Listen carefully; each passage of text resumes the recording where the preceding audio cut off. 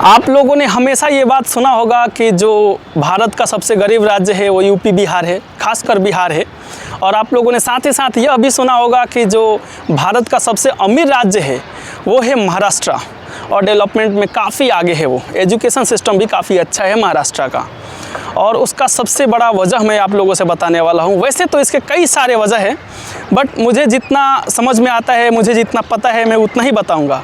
और मैं ये भी बता दूँ कि मैं कोई बहुत पढ़ा लिखा लड़का नहीं हूँ, मैंने बहुत कम पढ़ाई किया है, ठीक है, क्योंकि काफ़ी कम उम्र से मैं मशीन चलाने आ गया, आप लोग ये देख सकते हो। और मेरा जो अनुभव है, जो मैं आज आप लोगों को बताने वाला हूँ, वो मैंने कहीं से पढ़ा नहीं है। बस ये मशीन चलाते चलाते जो मैं घूम घूम कर चलाता हूँ, अलग अलग जगहों पे जाकर चलाता हूँ, और जो देखता हूँ वही अनुभव आप लोगों से मैं शेयर करने वाला हूँ। और मुझे ये भी पता है कि आप लोगों को एंटरटेनमेंट के लिए वीडियो चाहिए, ज्ञान वाली वीडियो नहीं चाहिए। आपको ज्ञान चाहिए ही नहीं, लेकिन फिर भी मैं कोशिश करता हूं कि शायद 2-4 लोग भी अगर देखते हैं मेरा वीडियो और उसे सीरियस लेते हैं, तो मैं समझूंगा कि मेरा जो वीडियो बनाने का उद्देश्य था वो पूरा हो गया। तो अगर कोई ज्ञान सुनने के लिए रेडी नहीं है या फिर ज्ञान की बातें जानने के लिए रेडी नहीं है, तो आप अभी ही वीडियो को स्किप कर दीजिए, क्योंकि आपके लिए वीडियो नहीं है। मैं कोई नचनिया नहीं हूँ जो नाच कर दिखाऊँगा आपको। तो चलिए हम अपने मुद्दे पे आते हैं। तो महाराष्ट्र का जो सबसे बड़ा कारण है आगे होने का, सबसे आगे होने का डेवलपमेंट में, इनका रोड भी बहुत आगे है, इनकी सिटी, इनकी बिल्डिंग, इनके घर, हर चीज़, इनका एजुकेशन सिस्टम, वो सबसे बड़ा कारण जो है वो यहाँ के लोगों के कारण है। हम सब कुछ ये नहीं बोल सकते कि नेताओं के कारण है, ऐसा नहीं, यहाँ के लोग जागरूक हैं। क्यों?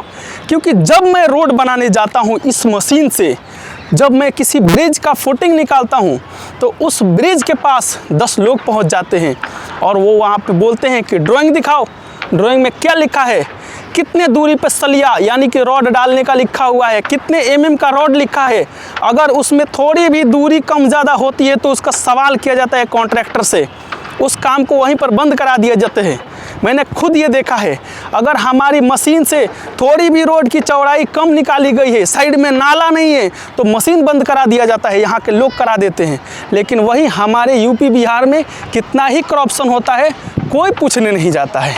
क्यों? क्योंकि हमारे लोग पढ़े लिखे नहीं हैं, उनको समझ में नहीं आता है हम क्या पूछें। और उसमें से कोई एक बंदा जाकर पूछता भी है ना कि सर आप ये इतनी कम चौड़ाई क्यों कर रहे हो रोड की, या फिर इतना पतला कंक्रीट आप क्यों कर रहे हो रोड की, तो वो कॉन्ट्रैक्टर बाद में उसको डांटेगा, गाली देगा। सबसे पहले तो वहीं के 4 लोग डांटने लगते हैं, गाली देने लगते हैं, अरे ये क्या कर रहे हो तुम, एक तो इतने सालों से बन नहीं रहा था और ये महाराज बनाने आए हैं, इनका तो उपकार है हमारे ऊपर कि ये हमारे गांव की रोड बनाने आए हैं, तो उसमें भी तुम ऑब्जेक्शन लगा रहे हो, उसमें भी तुम कमियां निकाल रहे हो, हटो हटो, अपने आप को ज़्यादा 30 मार खाओ मत समझो। इस तरह से मतलब कुछ भी बोलते हैं, उस आदमी को जलील कर देते हैं। तो बाकी के लोग भी सोचते हैं कि यार जलील होने से अच्छा है कि पहले ही चुप हो जाओ। तो ये वहाँ के लोगों की सोच है।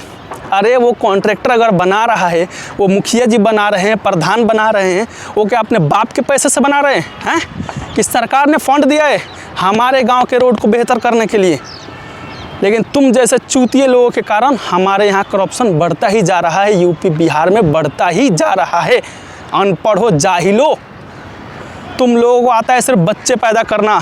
बच्चे पैदा करो, 15, 16, 17 साल का हो गया, उसको कमाने के लिए भेज दो। अगर किसी ने पूछा कि अरे इतने कम उम्र में बच्चे को क्यों कमाने भेज दिया, तो तुम लोग बोलते हो अरे पढ़ता नहीं था, लिखता नहीं था, उसको क्या करते यहाँ रख के, इसलिए कमाने के लिए भेज दिया, कमाएगा तो 2 रुपये तो कमाएगा, ये बोलकर उस बच्चे को कमाने भेज देते हो। सबसे बड़ा कारण तुम लोग हो बिहार को पीछे करने में, यूपी को पीछे करने में। बच्चा, कौन सा बच्चा, कितने ही बड़े घर का बच्चा रहे तो कौन सा बच्चा पैदा होते ही बोलता है कि हाँ मुझे पढ़ना है। कौन सा 5 साल का 7 साल का बच्चा बोलता है, रोता है कि हाँ मुझे पढ़ने जाना है, पढ़ने जाना है। कोई भी नहीं जाना चाहता है।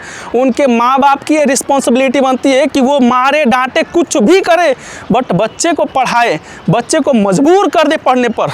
लेकिन आप लोग ये नहीं करते हो, आप लोग अपनी जिम्मेदारी नहीं निभाते हो, बच्चे को खेलने देते हो, बच्चे को बिगड़ने देते हो, बच्चे को गांजा पीने देते हो, बीड़ी पीने देते हो।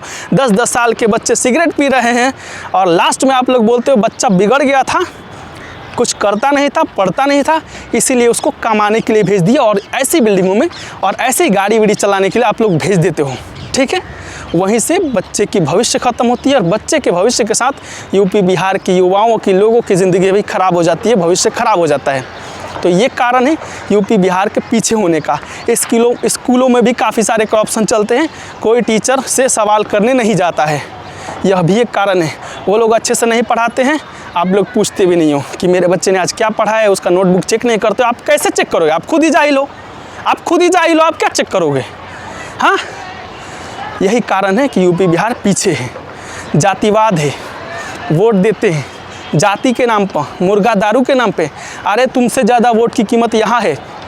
महाराष्ट्र में एक वोट के पीछे 10-10 हज़ार रुपये मिलते हैं, 15-15 हज़ार रुपये मिलते हैं। यहाँ पर अभी पुणे में 2026 में हूँ मैं, अब भी बात कर रहा हूँ, एक वोट का 10-10, 15-15 हज़ार रुपये कीमत लगाया गया था। सबको मिला मेरे सामने। किस चीज़ का वोट था? किसका चुनाव था? नगर सेवक का। बोले तो एक मुखिया, वार्ड जो होता है ना, वार्ड, नगर सेवक सिटी में था, नगर सेवक का चुनाव था, ठीक है। लेकिन फिर भी इतने पैसों में वोट बेचते हैं, फिर भी छाती ठोक के यहाँ की पब्लिक अपने जो नेता होते हैं उससे काम मांगते हैं, उससे डेवलपमेंट मांगते हैं, समझे, फैसिलिटी मांगते हैं। यहाँ के स्कूलों में चेक इन होता है, गार्जियन खुद अपने बच्चों का बुक चेक करते हैं कि आज हमारे स्कूल के टीचर ने हमारे बच्चे को क्या पढ़ाया है, समझे।